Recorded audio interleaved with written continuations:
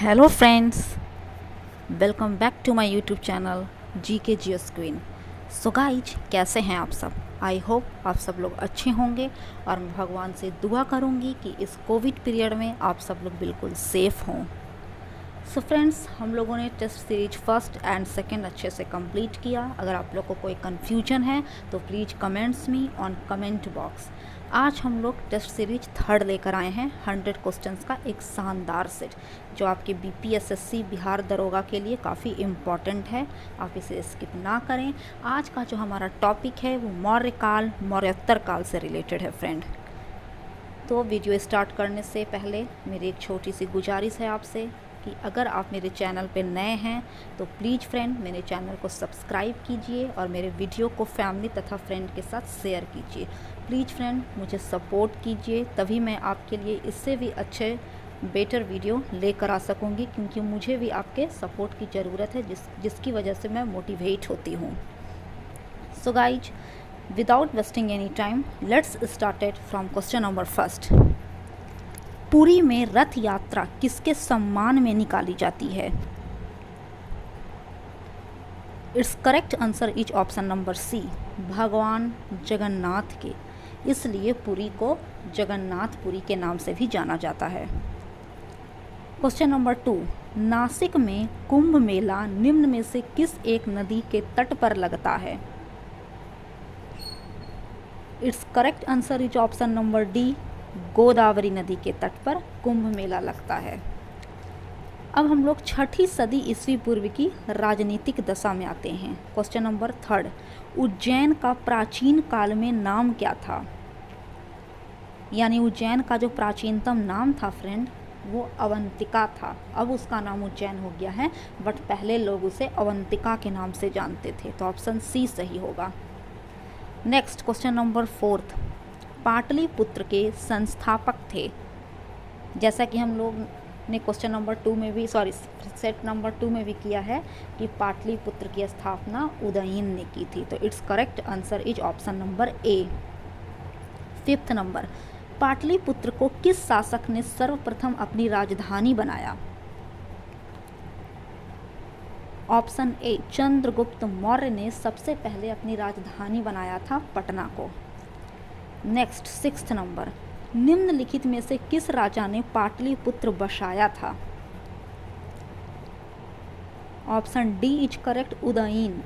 उदयन जो शासक था उसने पटना का जो गंगा नदी है, तो गंगा नदी तथा सोन नदी के संगम पर एक किले का भी निर्माण कराया था, और साथ ही उसने पाटलिपुत्र का नगर बसाया था। क्वेश्चन नंबर 7, उदयन वासवदत्ता का दंत कथा संबंधित है उज्जैन से। Option A is correct. 8th number, प्रथम मगध साम्राज्य का उत्कर्ष किस शताब्दी में हुआ था? It's correct answer is option number B, ईस्वी पूर्व 6ठी शताब्दी। ऑप्शन बी सही होगा। और मगध साम्राज्य पर सबसे पहला जो आधिपत्य जमाया था वो हर्यंक वंश का शासन था, ठीक है। और हर्यंक वंश में भी बिंबिसार ने सबसे पहले मगध पर राज्य किया था। नेक्स्ट 9th नंबर, प्रारंभिक गणतंत्र में कौन सा नहीं था? तो फ्रेंड, प्रारंभिक गणतंत्र में शाक्य तथा लिच्छवी थे, बट यौध्या नहीं था। तो it's correct answer is option number 3। 10th, विश्व का पहला गणतंत्र वैशाली में किसके द्वारा स्थापित किया गया? लिच्छवियों के द्वारा। It's correct answer is option number D. Next, ईसा पूर्व 6ठी सदी में विश्व की प्रथम गणतंत्रात्मक व्यवस्था कहाँ थी? It's correct answer is option A, Vaishali. अब हम लोग क्वेश्चन नंबर 12 की ओर बढ़ रहे हैं फ्रेंड।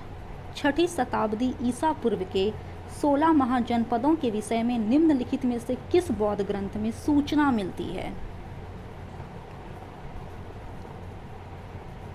बहुत ही इंपॉर्टेंट क्वेश्चन है फ्रेंड, और कई बार एग्जाम में रिपीट भी किया गया है। तो ये ऑप्शन नंबर डी इसका करेक्ट होगा, अंगुत्तर निकाय। काफ़ी इंपॉर्टेंट क्वेश्चन है, question number 12। Next question number 13, Mahabharata के अनुसार उत्तरी पांचाल की राजधानी स्थित थी अहिछत्र में ऑप्शन सी इज करेक्ट। देखिए फ्रेंड, अहिछत्र उत्तरी पांचाल की जो राजधानी थी वो अहिछत्र थी, जिसका दूसरा नाम बरेली भी था, और दक्षिणी पांचाल की जो राजधानी थी वो काम्पिल्य थी। ठीक है, तो इससे 2 ऑप्शन हम लोगों ने सॉल्व किया, 2 क्वेश्चन। नेक्स्ट 14, 6वीं शताब्दी ईस्वी पूर्व में सुक्तिमती राजधानी थी चेदी की। तो चेदी की राजधानी थी सुक्तिमती। किसी किसी बुक में सुक्ति की जगह पर शक्ति वर्ड भी यूज किया गया है, तो आप घबराइएगा नहीं, दोनों सेम है, सुक्तिमती या Shaktimati, both are right. Next 15, Godavari नदी के तट पर स्थित महाजनपद था Assaka. Option C is correct. Assaka जनपद जो था वो दक्षिण का एकमात्र जनपद था गोदावरी नदी के तट पर। नेक्स्ट 16 नंबर, मगध की राजधानी कौन सी थी? बहुत इजी क्वेश्चन है फ्रेंड कि मगध की राजधानी गिरिव्रज था, जिसका अभी नाम राजगीर है, और उसका प्रारंभिक नाम क्या था? गिरिव्रज या राजगृह। तो option C is correct.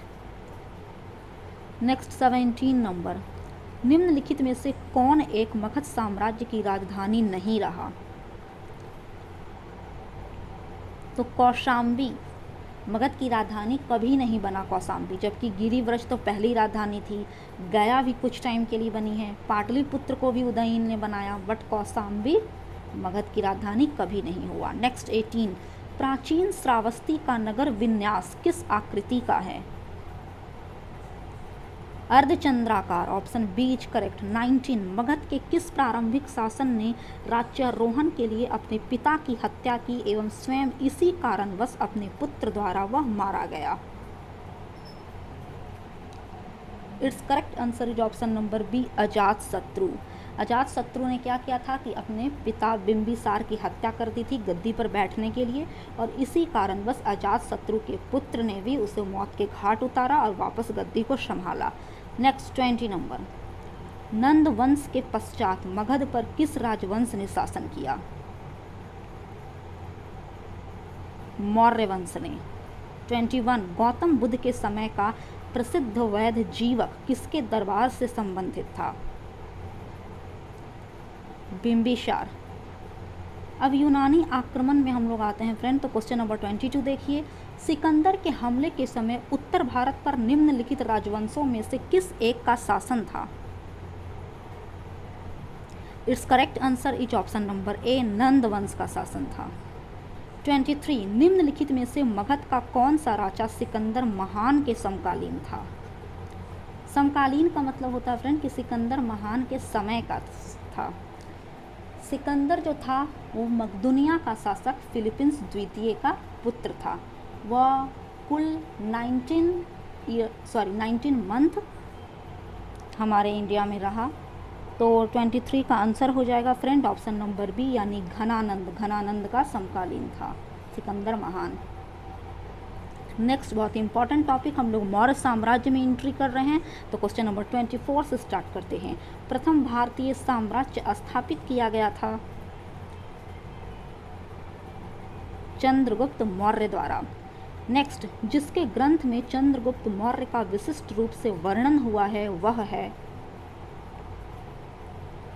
Vishakh Dutt. Vishakh Dutt ने अपने ग्रंथ में चंद्रगुप्त मौर्य का विस्तृत रूप से वर्णन किया है। नेक्स्ट 26, सैंड्रोकोटस से चंद्रगुप्त मौर्य की पहचान किसने की?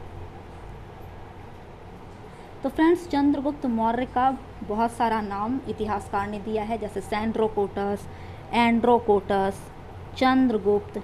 ठीक है, तो सैंड्रोकोटस से चंद्रगुप्त मौर्य की पहचान विलियम जोन्स ने की थी, ऑप्शन ए सही होगा। 27, निम्न में से किसने सैंड्रोकोटस अर्थात चंद्रगुप्त मौर्य और सिकंदर महान की भेंट का उल्लेख किया है? Justin is correct. जस्टिन एक राइटर का नाम था। 28, कौटिल्य प्रधानमंत्री थे। कौटिल्य का 2 और नाम था, विष्णुगुप्त और चाणक्य। तो कौटिल्य प्रधानमंत्री थे किसके? तो it's correct answer is option number C, Chandragupta Maurya के। और चंद्रगुप्त मौर्य ने अपने इसी प्रधानमंत्री यानी कौटिल्य की सहायता से ही पंजाब प्रांत को जीता था। नेक्स्ट 29, चाणक्य अपने बचपन में किस नाम से जाने जाते थे? देखिए फ्रेंड, फिर से वही क्वेश्चन आ गया है, मैंने अभी बताया 28th में। Option C is correct, Vishnugupta, क्योंकि उनका नाम विष्णुगुप्त भी था, चाणक्य भी था और कौटिल्य भी था, तीनों नाम था। नेक्स्ट 30 नंबर, कौटिल्य का अर्थशास्त्र है एक शासन के सिद्धांतों की पुस्तक। और ये जो अर्थशास्त्र था कौटिल्य का लिखा हुआ, काफ़ी फेमस बुक था, जिसे 15 खंडों में विभाजित किया गया था। नेक्स्ट 31, कौटिल्य के अर्थशास्त्र में किस पहलू पर प्रकाश डाला गया है? राजनीतिक नीतियां पर प्रकाश डाला गया है कौटिल्य के अर्थशास्त्र में। कौटिल्य के अर्थशास्त्र में बताया गया है कि उस समय यानी चंद्रगुप्त मौर्य के शासन काल में राज्य के 7 अंग हुआ करते थे। कौन कौन से? जो point to be noted, answer मैं बता रही हूँ, आप इसे कॉपी में लिख लीजिएगा। स्वामी, अमात्य, मित्र, सेना, कोष, दुर्ग एवं जनपद। तो ये 7 अंग थे चंद्रगुप्त मौर्य के शासनकाल में राज्य के। नेक्स्ट 32 नंबर में आइए फ्रेंड, निम्नांकित में से किसकी तुलना मैकियावेली के प्रिंस से की जा सकती है? ऑप्शन बी इसका सही होगा, कौटिल्य का अर्थशास्त्र। यानी कौटिल्य के अर्थशास्त्र जो बुक इतना ज़्यादा फेमस हो गया, ऑल ओवर इंडिया में नहीं बल्कि ऑल ओवर वर्ल्ड में ये फेमस था, जिसकी वजह से इस बुक को मैकियावेली के प्रिंस से कंपैरिजन किया गया। नेक्स्ट हम लोग क्वेश्चन नंबर 33 में एंट्री कर रहे हैं। पाटलिपुत्र में स्थित चंद्रगुप्त का महल मुख्यतः बना था। तो चंद्रगुप्त का जो महल था ना फ्रेंड, वो बना हुआ था लकड़ी का। इसके बना हुआ था जिसमें 80 स्तंभ थे। इस लकड़ी के महल को राजा प्रसाद भी कहा जाता था। 34, किस प्राचीन नगर के अवशेष कुम्भहार स्थल से प्राप्त हुए हैं? Pataliputra, option B is correct. 35, Bulandi बाग प्राचीन स्थान था पाटलिपुत्र का। 36, निम्नलिखित में से किस मौर्य राजा ने दक्कन की विजय प्राप्त की थी? It's correct answer is option number B, यानी चंद्रगुप्त मौर्य ने दक्कन पर विजय प्राप्त की थी। 37, मालवा, गुजरात एवं महाराष्ट्र किस शासक ने पहली बार जीता? Option number D, Chandragupta Maurya ने सबसे पहली बार मालवा, गुजरात और महाराष्ट्र पर जीत हासिल की थी। 38, अभिलेख जिससे यह प्रमाणित होता है कि चंद्रगुप्त का प्रभाव पश्चिम भारत पर था, वो अभिलेख का नाम क्या है वो बताना है। ऑप्शन सी, रुद्रदमन का जूनागढ़ अभिलेख। नेक्स्ट 39, गुजरात चंद्रगुप्त मौर्य के साम्राज्य में सम्मिलित था, यह प्रमाणित होता है रुद्रदमन के जूनागढ़ शिलाभिलेख से। Option B is correct. Next 40, Seleucus जिनको अलेक्जेंडर द्वारा सिंध एवं अफगानिस्तान का प्रशासक नियुक्त किया गया था, को किस भारतीय राजा ने हराया था? तो देखिए फ्रेंड, इसका correct answer option number D होगा, यानी चंद्रगुप्त मौर्य ने सेल्यूकस निकेटर को हराया था। और हराने के बाद उसकी जो पुत्री थी जिसका नाम हेलेना था और दूसरा नाम कार्नेलिया भी था, एक ही बेटी थी, तो उसकी पुत्री हेलेना से चंद्रगुप्त मौर्य ने विवाह कर लिया था। नेक्स्ट 41, किसने सहिष्णुता, उदारता और करुणा के त्रिविध आधार पर राजधर्म की स्थापना की? ऑप्शन ए, अशोक ने। 42, निम्न में से कौन सा क्षेत्र अशोक के साम्राज्य में सम्मिलित नहीं था? श्रीलंका, जबकि अफगानिस्तान, बिहार तथा कलिंग सम्मिलित था अशोक के साम्राज्य में, बट श्रीलंका नहीं था। नेक्स्ट, अशोक ने बौद्ध होते हुए भी हिंदू धर्म में आस्था नहीं छोड़ी, इसका प्रमाण है? ऑप्शन सी, देवनाम प्रिय की उपाधि। देखिए फ्रेंड, अशोक जो था अपने शासनकाल का एक बहुत ही महान शासक साबित हुआ। तो अशोक ने जब कलिंग पर विजय प्राप्त की थी तो उसके बाद उसने स्वयं को ही एक उपाधि दी थी देवनाम प्रिय की, अर्थात देवताओं के प्रिय की। 44 नंबर, अशोक के शासनकाल में बौद्ध सभा किस नगर में आयोजित की गई थी? पाटलिपुत्र यानी पटना में आयोजित की गई थी 251 ईस्वी पूर्व में। नेक्स्ट फ्रेंड, हम लोग 45 की तरफ बढ़ रहे हैं। रज्जुक थे मौर्य शासन में अधिकारी। सार्थवाह किसे कहते थे? 46 है कि सार्थवाह किसे कहते थे? तो ऑप्शन बी इज करेक्ट, व्यापारियों के काफिले को सार्थवाह कहा जाता था। 47 सारनाथ स्तंभ का निर्माण किया था अशोक ने, option B is correct. Next 48 निम्नलिखित में से किसे सर्वश्रेष्ठ स्तूप मानते हैं? सांची के स्तूप को सर्वश्रेष्ठ स्तूप की संज्ञा दी गई है। नेक्स्ट 49 सांची का स्तूप किस शासक ने बनवाया था? अशोक ने बनवाया था। 50 अशोक के शिलालेखों में प्रयुक्त भाषा है? ऑप्शन बी इज करेक्ट, प्राकृत। 51 निम्नांकित में से कौन सा अशोक कालीन अभिलेख खरोष्ठी लिपि में है? Option C is correct, Shahbaz Garhi जो है वो खरोष्ठी लिपि में लिखी गई है। नेक्स्ट 52 पत्थर पर प्राचीनतम शिलालेख किस भाषा में थे? प्राकृत भाषा में। नेक्स्ट ब्राह्मी लिपि का प्रथम उद्वाचन किस पर उत्कीर्ण अक्षरों से किया गया? ऑप्शन ए इज करेक्ट, पत्थर की पट्टियों पर।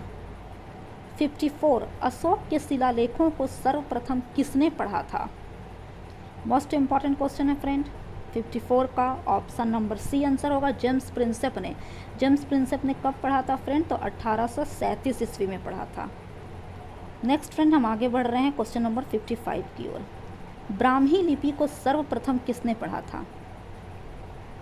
वही क्वेश्चन है friend, option number D is correct, James Prinsep ने। तो जब जेम्स प्रिंसेप ने ब्राह्मी लिपि को सबसे पहली बार 1837 में पढ़ा, तो आखिर ये ब्राह्मी लिपि थी क्या? देखिए फ्रेंड, अशोक के जो कुछ शिलालेख थे ब्राह्मी लिपि में थे, कुछ खरोष्ठी लिपि में भी थे। तो ब्राह्मी लिपि को सबसे पहले जेम्स प्रिंसेप ने पढ़ा था। नेक्स्ट 56 नंबर, वह स्थान जहां प्राक अशोक ब्राह्मी लिपि का पता चला है? Option B Anuradhapura. नेक्स्ट 57 प्राचीन भारत में निम्नलिखित में से कौन सी एक लिपि दाईं ओर से बाईं ओर लिखी जाती थी? देखिए फ्रेंड, ये थी खरोष्ठी लिपि जो थी ना वो दाईं ओर से बाईं ओर लिखी जाती थी, जबकि ब्राह्मी लिपि जो थी वो बाईं से दाईं लिखी जाती थी, जैसे हम लोग अभी लिखते हैं। बट खरोष्ठी लिपि जो थी वो जस्ट लाइक उर्दू की तरह थी, तो दाईं से बाईं लिखी जाती थी। नेक्स्ट 58 नंबर, अशोक का अपने शिलालेखों में सामान्यतः जिस नाम से उल्लेख है वह है? Priyadarshi, option D is correct.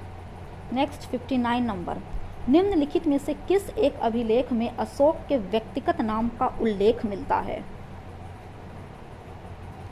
Option D माशकी। 60 निम्नलिखित अभिलेखों में से किस लेख में अशोक नाम उल्लिखित है? ऑप्शन डी इज करेक्ट, मास्की का लघु शिलालेख।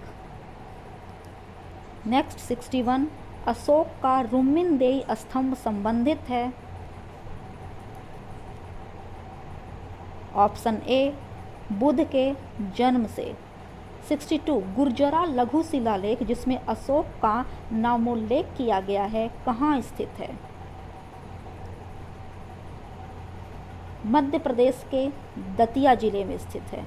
नेक्स्ट 63 केवल वह स्तंभ जिसमें अशोक ने स्वयं को मगध का सम्राट बताया है?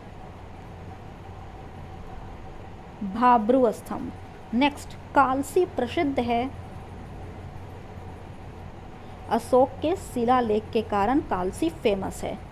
नेक्स्ट 65 उत्तराखंड में सम्राट अशोक के शिलालेखों की एक प्रति कहाँ मिली थी?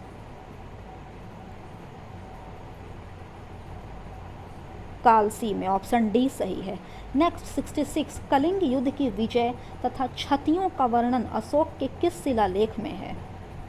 तो आपकी जानकारी के लिए बता दें फ्रेंड कि अशोक के कुल कितने शिलालेख थे? 14 शिलालेख थे। और कलिंग पर जब अशोक ने विजय प्राप्त की थी तो उसने 13वें शिलालेख में उसका वर्णन किया था। तो इसका करेक्ट ऑप्शन नंबर डी हो जाएगा शिलालेख 13। नेक्स्ट 67, निम्नलिखित में से किस दक्षिणी राज्य का उल्लेख अशोक के अभिलेखों में नहीं है? Option number D is correct, Satavahana.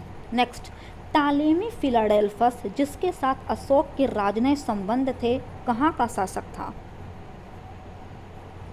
मिस्र, वो मिस्र का शासक था। नेक्स्ट 69, अशोक का समकालीन तुर्मय कहाँ का राजा था? मिस्र का राजा था। Option A is correct. Next, निम्नलिखित में से किस राजवंश के शासकों के सुदूर देशों जैसे सीरिया एवं मिस्र के साथ राजकीय संबंध थे? Option C friend, Maurya. 71, प्रसिद्ध यूनानी राजदूत मेगस्थनीज भारत में किसके दरबार में आए थे? तो मेगस्थनीज जो था वो चंद्रगुप्त मौर्य के दरबार में आया था और चंद्रगुप्त मौर्य के दरबार में वह कुल 7 वर्षों तक रहा और इंडिका नामक एक पुस्तक की भी रचना की। नेक्स्ट 72, मेगस्थनीज ने भारतीय समाज को कितनी श्रेणियों में विभाजित किया? तो मेगस्थनीज ने अपने प्रसिद्ध पुस्तक इंडिका में भारतीय समाज को कुल 7 वर्गों में विभाजित किया था। और वे 7 वर्ग कौन कौन से थे वो मैं आपको बताती हूँ। कृषक, शिकारी, मंत्री, दार्शनिक, निरीक्षक, व्यापारी एवं योद्धा। तो ये 7 वर्ग थे। आगे बढ़ते हैं फ्रेंड क्वेश्चन नंबर 73 की तरफ। मौर्य समाज का विभाजन 7 वर्गों में विशेष तौर पर उल्लिखित है। ऑप्शन डी, मेगस्थनीज की इंडिका में, मैंने अभी बताया था। नेक्स्ट 74, वह स्रोत जिसमें पाटलिपुत्र के प्रशासन का वर्णन उपलब्ध है? ऑप्शन सी, इंडिका में। 75, निम्नलिखित में से कौन स्रोत मौर्यों के नगर प्रशासन का विस्तृत विवरण प्रस्तुत करता है? ऑप्शन बी, मेगस्थनीज की इंडिका। नेक्स्ट 76, मेगस्थनीज की पुस्तक का नाम क्या है? ऑब्वियसली इंडिका ही होगा। 77, भाग एवं बलि थे राजस्व के स्रोत, बी। 78, मौर्य काल में भूमि कर जो कि राज्य की आय का मुख्य स्रोत था, किस अधिकारी द्वारा एकत्रित किया जाता था? तो it's correct answer is option number C, यानी सीताध्यक्ष। देखिए फ्रेंड, चंद्रगुप्त मौर्य के शासन काल में उसने अपने बहुत सारे अधिकारी रखे थे जो अलग अलग कार्यों के लिए जाने जाते थे। जैसे सीताध्यक्ष थे तो वो भूमि संबंधी कार्य का देखरेख करता था। पन्याध्यक्ष जो होते थे वो वाणिज्य या व्यापार का अध्यक्ष होता था। रक्षिण जो पुलिस अधिकारी होते थे वे रक्षिण कहे जाते थे। पौतवाध्यक्ष जो माप तौल का अधिकारी होता था उसे पौतवाध्यक्ष कहा जाता था। 79, मौर्य मंत्री परिषद में निम्न में से कौन राजस्व इकट्ठा करने से संबंधित था? समाहर्ता। 80, निम्नलिखित में से कौन मौर्य युगीन अधिकारी तौल मान का प्रभारी था? देखिए फ्रेंड, मैंने अभी जस्ट बताया है कि माप तौल यानी तौल मान वही चीज़ हुआ कि उसका जो प्रभारी होता था उसे पौतवाध्यक्ष कहा जाता था। तो option A is correct. Next 81 में आते हैं हम फ्रेंड। मौर्य काल में शिक्षा का सर्वाधिक प्रसिद्ध केंद्र था? तक्षशिला। 82, गांव के शासन को स्वायत्त शासी पंचायतों के माध्यम से संचालित करने की व्यवस्था का सूत्रपात किसने किया? It's correct option is D, मौर्यों ने। नेक्स्ट 83, प्राचीन भारत के निम्नलिखित ग्रंथों में से किसमें पति द्वारा परित्यक्त पत्नी के लिए विवाह विच्छेद की अनुमति दी गई है? अर्थशास्त्र में ऐसा कहा गया है। नेक्स्ट 84, निम्नलिखित में से किसमें पुनर्विवाह वर्जित है? यानी अगर पति की मृत्यु हो जाती है या फिर तो पत्नी को पुनर्विवाह नहीं करवाया जाता है। तो ऐसा कहाँ वर्जित किया गया है? तो it's correct answer is option number B, Manusmriti में। अंतिम मौर्य सम्राट था बृहदर्थ। 86, निम्नलिखित में से कौन सा एक अन्य तीनों के समसामयिक नहीं था? मिलिंद, मिलिंद जो था वो बिंबिसार, गौतम बुद्ध, प्रसेनजीत ये सब एक ही समय के थे, बट मिलिंद जो था वो इनके समय का नहीं था, वो ये तीनों से हट के है। तो it's correct answer is option number C. Next 87, जल की आवश्यकता को ध्यान में रखते हुए जिस प्रथम शासक ने गिरनार क्षेत्र में एक झील का निर्माण करवाया वह था। तो फ्रेंड, चंद्रगुप्त मौर्य ने सिंचाई व्यवस्था को देखते हुए गिरनार क्षेत्र के पास एक झील का निर्माण करवाया था। नेक्स्ट 88, निम्नलिखित में से किस अभिलेख में चंद्रगुप्त और अशोक दोनों का उल्लेख किया गया है?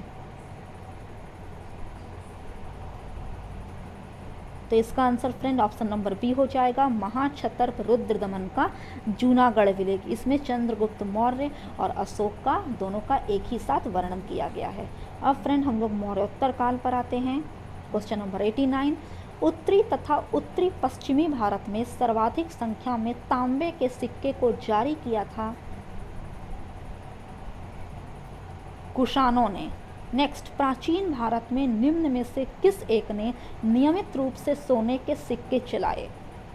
कुछ लोग सोने के सिक्के को कुछ टाइम के लिए चलाते थे, बट कुषाण जब आए तो कुषाण ने कंटिन्यू कर दिया, सोने के सिक्के को कंटिन्यू वो चलाते ही रह गए, नियमित रूप से चलाए।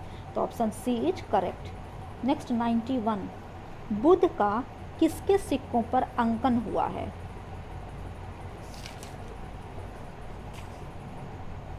कनिष्क। 92, निम्नलिखित में से किस शासन को सर्वप्रथम सोने के सिक्के जारी करने का श्रेय दिया जाता है? Vima Kadphises, option B is correct, Vima Kadphises.